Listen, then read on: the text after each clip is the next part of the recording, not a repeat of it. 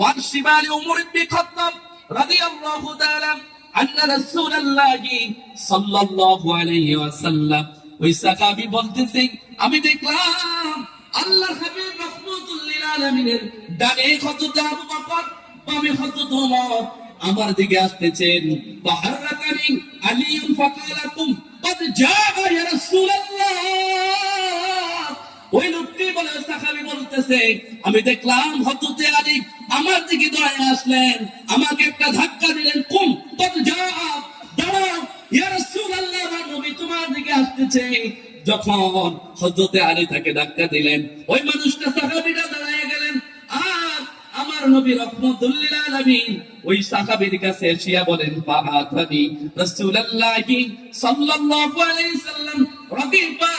আমার নবী স্বপ্নের মধ্যে তাকে বলতেছে, ও সাহাবী আজকে 5 দিন কিছু